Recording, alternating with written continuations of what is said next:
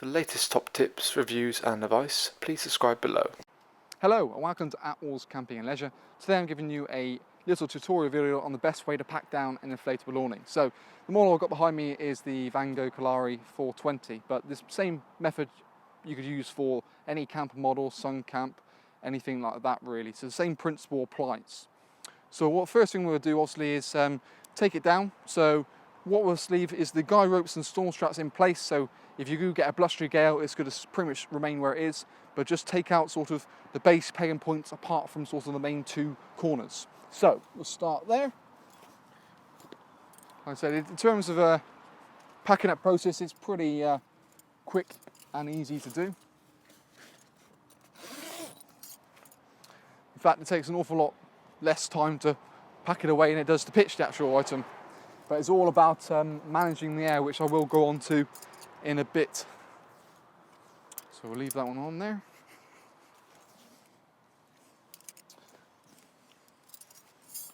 So on this particular model, what you find is actually, because it's multiple point inflation, it's got bracer beams along the top on the inside. And that's what gives it its sort of stronger shape. Now what we're going to do now is take those out, deflate those down, and put them outside just so they're out the way for the time being. So let's go inside.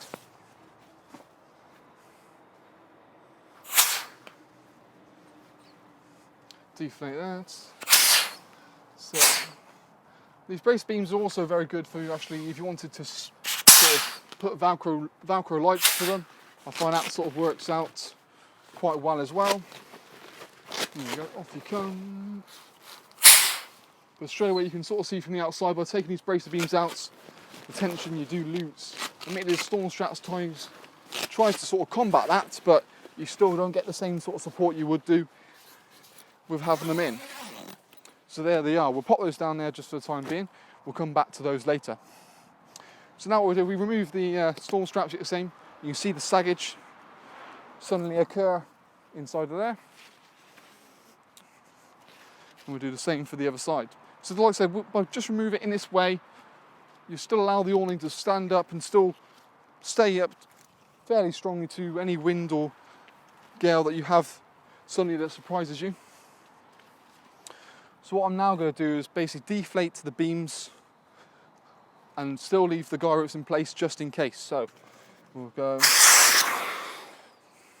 The pressure there comes out really quickly, but by using the sort of folding method I'm about to show you, it will go through a bit better on how to get that excess air out. So now we're in this position, we'll remove the rest of the pegging points. So that'll be the guy ropes, which you could, in fairness, you want to remove yourself if you find it sort of tangles up too much. And then finally the back two where it's secured to underneath the vehicle. Those can come out too.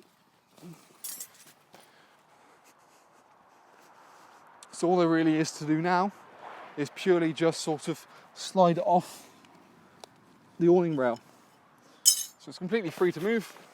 We'll drag her across, take it down. This whole process can actually be a lot easier if you have an extra pair of hands, but you can more than happily do it on your own,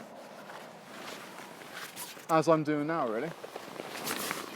So what I tend to like to do is actually flip this sort of on its roof and use that as a template. You want to get a nice square structure really. So spread her out.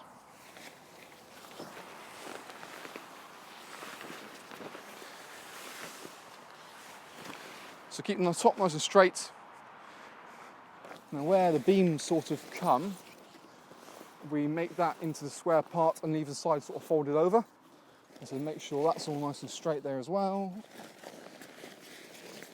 Obviously with this sort of power hour front, you do have a bit of an angle, but that's not a problem.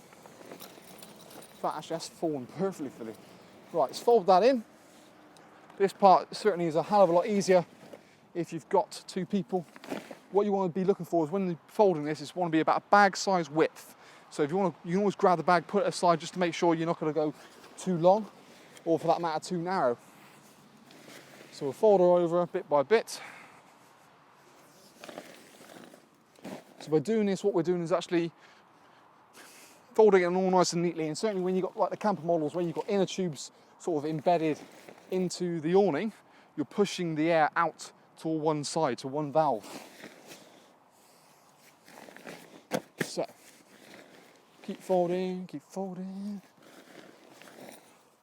And so by removing the storm straps and taking it down, you probably can stop yourself getting too much tangled over. So, we've got a last fold there.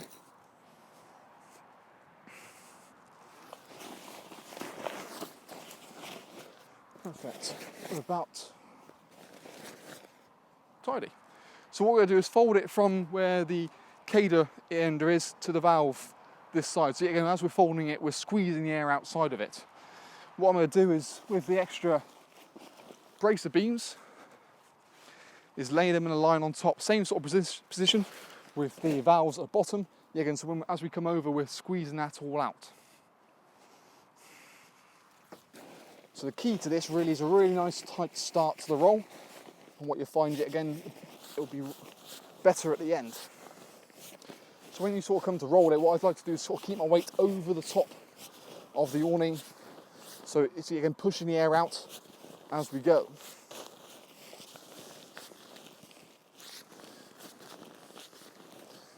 So yeah, just walking yourself through. You can always get the grandkids or kids involved by sort of rolling over it to help squeeze the air out. But normally with sort of the awning side of things, it comes out pretty easily. So, grab the ties. What you can sometimes do is just lay it, sort of roll it back a little bit, lay it a little bit underneath, roll her over, and then you've got it on the other side. So, it makes things quite a bit easier. So there you go, fold that in there. Nice tight knot. Well, bow to finish it off really. And it's just a case of swinging her in the bag.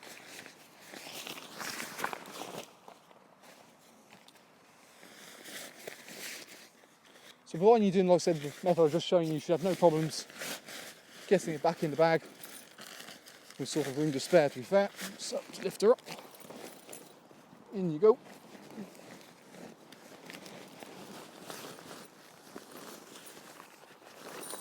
Enough the job. So you've actually got quite a bit of room in there as well. So you can quite happily get the pump, pegs, anything else like that in there.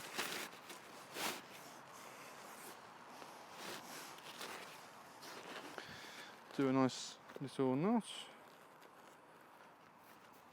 There we go.